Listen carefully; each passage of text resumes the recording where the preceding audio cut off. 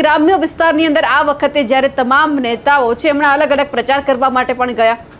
આપણે એ પણ જોયું કે અલગ અલગ ભારતીય જનતા પાર્ટીના નેતા છે, જગદીશ વિશ્વકર્મા હોય, ભૂપેન્દ્ર પટેલ હોય, હર્ષ સંઘવી હોય, સામે પક્ષે કોંગ્રેસના કોઈ પણ નેતા હોય, બીજી તરફ જે આમ આદમી પાર્ટી છે એમના જે ગોપાલ ઇટાલિયા હોય કે બીજા કોઈ પણ નેતા હોય, અલગ અલગ જગ્યા ઉપર પ્રચાર કરવા લાગ્યા. અને સૌથી વધારે વાત તો એ સામે આવી છે કે જ્યારે કોઈ પણ સભા કરવાની હોય તો ગામડાની અંદર આપણને લોકો વધારે દેખાતા હતા.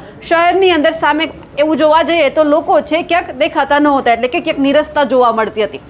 જો શહેરોની સૌથી પહેલા વાત કરીએ તો શહેરોની અંદર મહાનગરોમાં એવું છે કે કોર્પોરેટર છે 5-5 વર્ષ સુધી દેખાતા નથી, એટલે લોકોને એવું થાય છે કે મત આપીને પણ શું ફાયદો છે, આ લોકોને આવું નથી તો પછી અમે શું કામે બહાર નીકળીએ.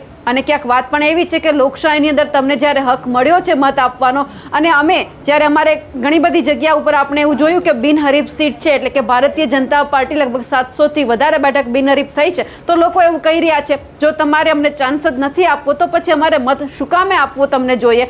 જ્યારે તમારા કોર્પોરેટર અમારી વચ્ચે નથી આવતા તો પછી મત આપીને જ્યારે અમારા કામ નથી થતા તો પછી અમે કેમ મત આપીએ.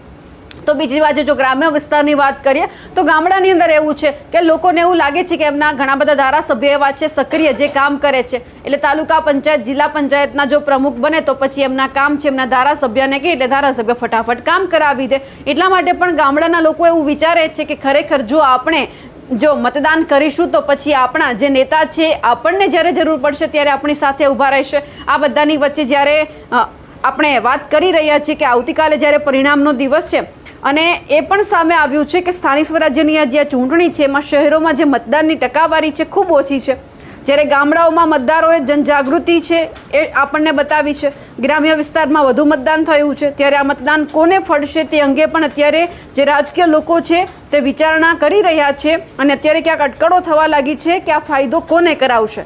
સ્થાનિક સ્વરાજ્યની ચૂંટણીમાં ગ્રામ્ય વિસ્તારમાં ચિત્ર કંઈક આપણને ઊંધું જોવા મળ્યું. કાળઝાળ ગરમી હતી તેમ છતાં ગામડાઓમાં મતદારોની લાંબી લાઈનો આપણને જોવા મળી. લગ્ન સિઝન હતી તેમ છતાં ગ્રામ્ય વિસ્તારના જાગૃત મતદારોએ પહેલા મતદાનને પ્રાધાન્ય આપ્યું.